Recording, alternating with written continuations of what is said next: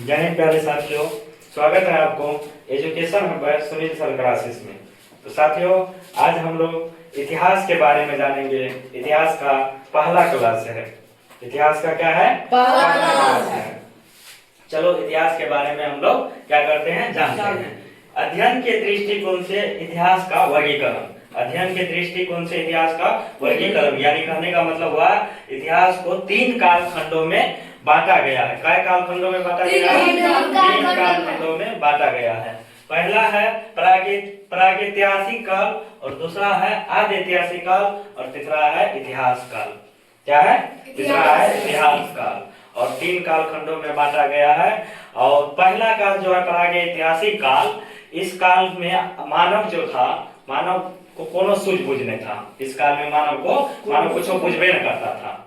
मानव कैसा था? जैसे छोटा बच्चा आजकल का होता है ना रे, छोटा बच्चा कुछ मिला मुंह में ले लिया, कुछ मिला मुंह में ले लिया, धबर धबर। मतलब छोटा बच्चा सब कुछ दे दो हाथ में तो ले लेता है मुंह में। इस टाइप का था। तो वो सब खाना बदोश था। वो सब मानव जो है खाना बदोश था। जिसको कुछ मिला और मुंह में ले लिया उसे कहते खाना बदोश। तो वो सब खाना बदोश था। वो सबको कुछ चीज का सूझबूझ नहीं था। कौन सा काल में? प्रागैतिहासिक काल में मानव को कोई चीज का सूझबूझ नहीं था, जिसके कारण उनको अध्ययन करने के लिए इसका कोई स्रोत नहीं है जो हम लोग अध्ययन कर पावे। उनके बाद देखो आदिऐतिहासिक काल। आदिऐतिहासिक काल का जो है ना स्रोत तो मिला, सब कुछ मिला। आदिऐतिहासिक काल में मानव जैसे रहता है, मानव जैसे खेती बाड़ी करता है, व्यापारी करता है, सारा कुछ मिला है। व्यापार करता है और जो मजदूरी करता है, सारा कुछ मिला। लेकिन इसका रीजन क्या हुआ?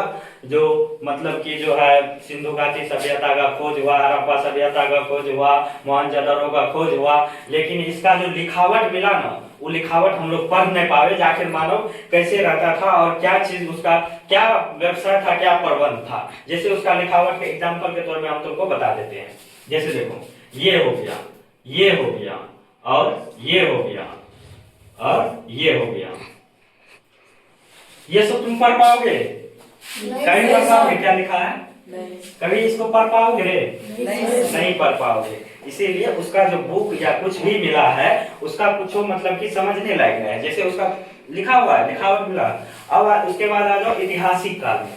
ऐतिहासिक काल जो है, जिसको हम लोग लोह युग भी बोलते हैं, इसमें लोहा का खोज हुआ था। तो ऐतिहासिक काल का बहुत बड़ा, इसको जो अगर पढ़ाना स्टार्ट करेंगे तो तुम लोग को दिमाग से ऊपर से जाएगा अभी।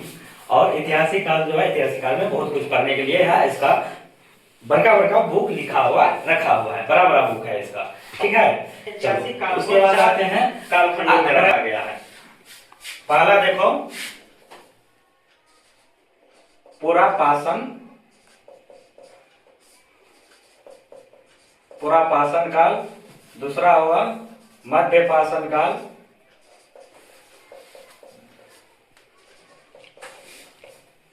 और तीसरा है नवपाषाण काल।